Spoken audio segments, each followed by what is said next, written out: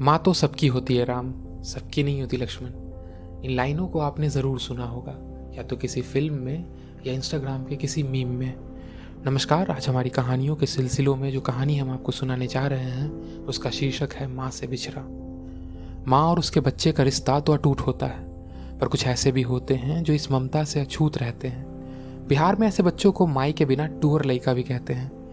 ये कहानी है मेरे एक ऐसे ही दोस्त की जिसने दुनिया में आते ही अपनी दुनिया खो दी थी। उसने अपनी माँ खो दी थी। वो अपनी माँ के प्यार और इस मातृत्व के एहसास से हमेशा अछूत रहा। स्कूल में जब पहली बार मिला तो काफ़ी शांत सा लगता था, पर देखते ही मानो हर कोई कह दे कि उसके अंदर एक समुद्र बसता है। एक बार का वाकया था, स्कूल देर से आया वो।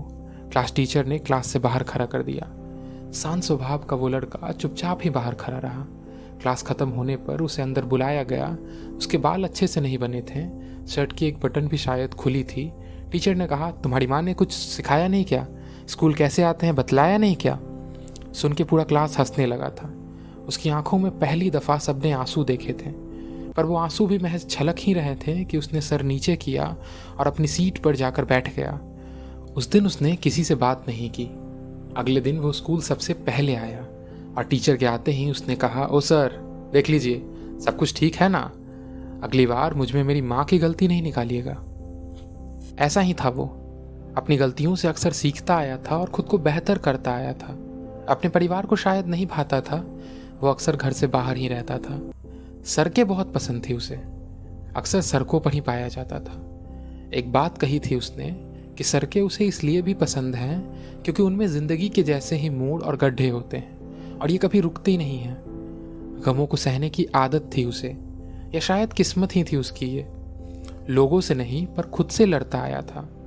परिवार उसे भले ही पसंद ना करे, पर वो सबके लिए जान छिड़कता था। उम्र बढ़ी और वो जवान हुआ, पर बढ़ती उम्र के साथ भी उसकी बुरी किस्मत ने उसका साथ नहीं छोड़ा। अब वो शहर से बाहर कहीं काम करता है। मेरी बातें उससे कभी कभी हो जाया करती थी।